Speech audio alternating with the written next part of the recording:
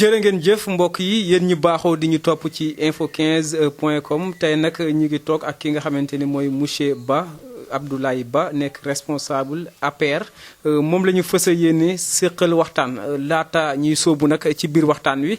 dañu koy bàyyi rek mu daal di nuyoo ak ñi nga xamante ni ñoo ñuy topp ci info 15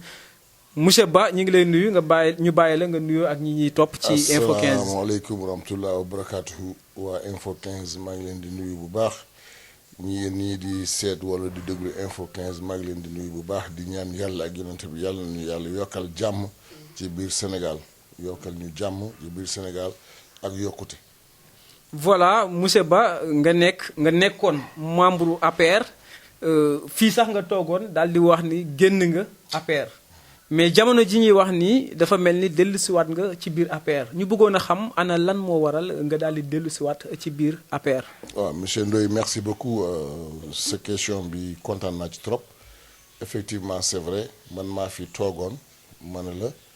génn naa APR à cause d'une injustice tant qu'elle n'est pas réparée je ne reviendrai pas dans l'APR te nee naa la génn naa APR mais je suis avec le président de la République du Sénégal je suis à ses côtés li taxoon ma gën a APR injustice bi on l'a réparé waxoon naa ko fi ba tudd ci ay tour ba pare wax ni leen ni tant que yóbbu ma leen retraite anticipée du ma taxaw yàlla dimbale na ma maa ngi ñaan yàlla ak yonent bi tamit yàlla na ñu yàlla defal jàmm ñun ñëpp mais yàlla dimbale na ma ba injustice boobu président de la République ci boppam bi mu demee Paris il a réparé l'injustice di remercier les anciens membres de la DSE dissidente di leen xamal ne ñaan bu ànd ak amin la woon pour man di remercier kilifa yu mag yépp ñoo xam ne gis nañu affaire bi mais mënuñu ko wax Macky Sall jàppale nañu ci affaire bi di leen remercier bu baax les choses sont rentrées dans l'ordre man maa toogoon fii ma ne démissionné naa APR tey man maa fi toogaat puisque les conditions sont réunies nee leen delluwaat naa APR te delluwaat naa sama poste coordinateur commune de Drancy au niveau de la France te xam naa ne contrairement à ce que certains m'avaient dit ñu naan ma nu mënuloo nekk Dakar wala Sénégal fii ngay régler ay problème France waaye c'est le contraire qui s'est passé yàlla dimbali nañu wane nañu mun nañu toog ñun nag fii ñu am na ku doole la ñu am ay nit la ñu am ay des amis solides fiables et valables toog nañu Sénégal fii on a pu montrer à certaines personnes qu'en étant même en Chine on peut régler des problèmes en France dans le cadre de l'APR toog nañu fii def nañu ko gis nañu ko léegi nag maa ngi delluwaat dans mes fonctions de responsable politique de l'APR au niveau de Drancy parce que man France soo ko andi woon sama buntu kër tey du ma fa dugg à moins que président de la République sant ma ko ma dem France ma defal ko politique comme ni ma daan defee politique di leen gërëm di leen nuyu te it vraiment di ñaanal yàlla info 15 parce que yéen vous êtes une presse qui prend sa responsabilité da ngeen nekk presse boo xam ne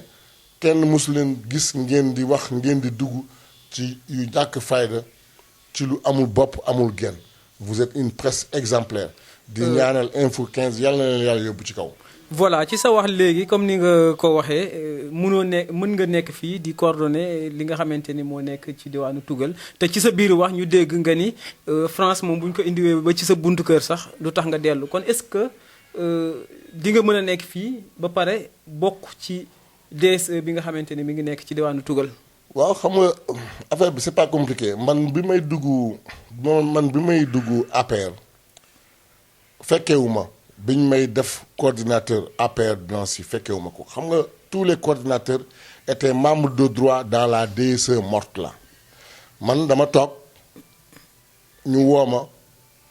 ñu nekk en pleine réunion ñu woo ma ñu ne ma dañoo bëgg nga ñëw nga nekk APR nga jiital ñu APR fii man mënuma juute APR parce que PIT laa nekk il faut que ma waxtaan ak suma kilifa yàlla def bi ñu organiser en 2010 les assises des APR des membres de l'APR à Paris Amath Dansokho ñëw Macky Sall invité ko Amath Dansokho moo jàpp suma loxo jàpp loxo Macky Sall bi muy dem ñu koy gunge mu ne Abdoulaye je te demande de soutenir Macky Sall ma ne ko président il faut que nga wax lu leer président laa ko doon wooyee Amath Dansokho yàlla na ko yàlla yërëm. yàlla na ko yàlla yërëm nit ku baax sama papa dem na. ma ne ko il faut que nga leeral affaire bi mu ne ma Abdoulaye tu es mon fils spirituel dans mon cœur tu es mon fils je te demande de soutenir le président Macky Sall c'est lui qui sera le prochain président de la République ku ma bëgg la ku ma respecté la. ma ne ko ok d'accord ma ne ko léegi damay génn PIT wala mu ne ma sax xel na mottali lu ci des. le lendemain ma woo ñi ma doon liggéeyoon PIT man leen génn naa PIT yéen ñëpp maa ngi leen di ñaan ngeen topp ma damay dugg APR ma ñëw ku tudd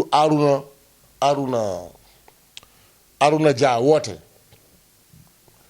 ñu paas ma ko mu ne ma naa wax ñaata la ma war a yónnee pour ñu créer cellule Drancy ma ne ko créer cellule Drancy moom laajuma la dërëm man mun naa ci def suma alal ma ne ko je ne suis pas le politicien qui tend la main je vous remercie quand même ma def ci sama alal ñu def suñu réunion ñu fal suñu bureau ñu teg ma coordinateur ma am ay adjoint di nuyoo sumay adjoint yi bu baax on a fait un excellent travail on fait partie des coordinateurs les plus grands au niveau de la France mais bi ñu fa nekkee li ñu doon def yépp dañ ko nëbb gisuñ kenn génneewul ñu ñu doon liggéey malheureusement pour nous Macky Sall xamul dëggantaan ñan ñoo koy liggéeyal en France et c'est vraiment dommage parce que dafa am benn groupe de nit boo xam ne moom rek la jël ñoom ñoo nekk wetam te nee naa APR benn problème la am mosuñu gis parti comme APR même su fekkee ne ci biir laa nekk il faut que ma xam nga soo nekkee parti nga nekk njiit il faut que sa xol mu yaatu nga baax loolu dese nañu ko bu baax da ngay xamante ak responsable politicien nga ne ko man de diw laa bëggoon waxal est-ce que am nga numéro téléphone mu naan la yor naa ko mais ñeme wu ma laa ko jox man Macky Sall sax bi ma joxee numéro téléphone nee naa ko dinaa ko jox képp ku ma ko laaj dinaa la ko jox te ba tey ku ma laaj numéro téléphone Macky Sall dinaa la ko jox dinaa la ne soo ko yónnee message dina ko gis mais du la tontu amul jot mais il faut que xol yi ñu yaatu il faut être bon quand tu n'es pas bon tu ne peux pas être un bon politicien. surtout voilà monsieur Ba dégg nañu li nga xamante ni avancé nga ko mais yow bi nga jëlee dogal daal di ni da ngay génn ci biir APR ñu gis ni jamono jooju génn nga APR mais taxul nga bàyyi Macky Sall yaa ngi doon wëy di défendre son excellence monsieur le président Macky Sall lan moo waral nga génnoon biir APR ba pare di wëy di défendre njiitu réew mi Macky Sall. wallaay monsieur Ndoye wax nga dëgg parce que je me rappelle j'ai quitté Bakel à 800 kilomètres ma ñëw fii ma dem Sen TV di défendre président Macky Sall xam nga lu tax man nee naa la Macky Sall dama ko bëggu si sama xol nit ñu ngi naan diw bëgg nga diw il y a 3 raisons la plupart du temps benn bi daf lay defal mu lay may xaalis beneen bi mu impressionné la beneen bi da nga koy bëgg yàlla tax xamuloo lu tax man yàlla moo tax ma bëgg Macky Sall te it gis naa Macky Sall lu muy liggéeyee Macky Sall c'est quelqu'un qui ne dort pas 4 heures de temps sur les 24 foo gisee Macky Sall mu ngi liggéey foo ko gis mu ngi liggéey guddi ak bëccëg mu ngi liggéeyal Sénégal loolu gis naa loolu ci Macky Sall loolu su passé tamit nee naa la ki ma ne boole naa la ak Macky Sall ce n'est pas n'importe qui c'est Amath Dansokho maa ngi gërëm Macky Sall bi mu ko tuddee hôpital Kédougou bi Amath Dansokho nit ku baax la c'est un patriote un homme qui aime le pays qui aime le Sénégal qui aime l'Afrique qui s'est battu durant toute sa vie pour que Sénégal jëm kanam pour que démocratie Sénégal jëm kanam personne ne peut payer Amath Dansokho vraiment li mu ko tuddee hôpital bi maa ngi koy remercier bu baax jour boobu bi ma gisee damaa jóg ma fecc kontaan.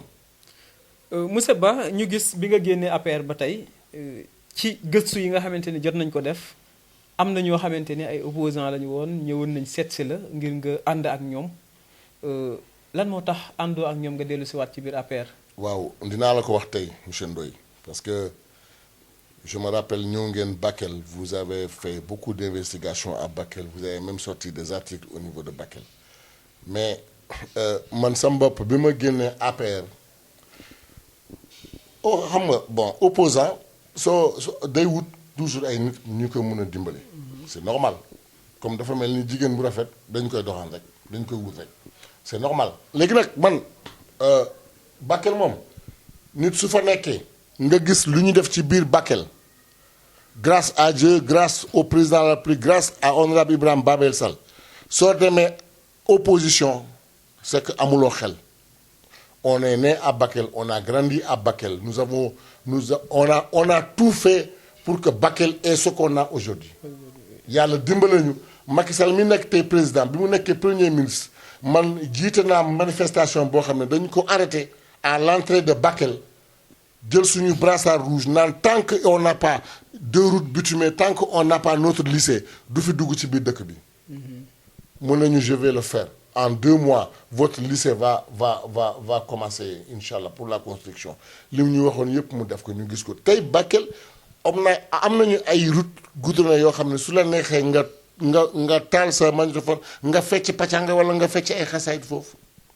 yàlla dimbali nañu loolu on a investi beaucoup à Bakel. Bakel a complètement changé soo duggee ci biir Bakel la nuit da ngay foog ni bëccëg nga nekk alhamdulilah rabbil alamina. Maintenant président de la République maa ngi la koy fàttaliku parce que bi ma la arrêté foofu di lay ñaan da nga ma ne tu n'es pas le président de la République am na sa kattan fu muy toll. Je t'avais demandé de faire de Bakel une région je reviens là-dessus encore faites de Bakel une région pour le développement laissez-nous amener des partenaires moi je peux amener des partenaires mun naa am ay partenaires sax yoo xam ne dañuy tabaxal train chemin de fer ci département de Bakel bi mun naa ko def pour Sénégal aussi j'ai des connaissances j'ai des amis juste en Chine aux États-Unis un peu partout ñoo xam ne il suffit tout simplement gouvernement bi nangu ma andi leen ñu defal ñu ay chemin de fer tey président Macky Sall maa ngi lay ñaan balaa ngay bàyyi nguur il faut faire cette politique là chemin de fer ci biir Sénégal moom mooy sa ndam ba àdduna jeex parce que Sénégal li mu soxla mooy infrastructure yaa ngi koy def nit ñi gis nañu ko am na loo xam ne nag nit ki da ngay gis ñuy def loo xam ne c'est pour des générations futures nga nekk foofu di critiquer le Sénégal a besoin de TER le Sénégal a besoin de BRT le Sénégal a besoin de routes le besoin au niveau du Sénégal est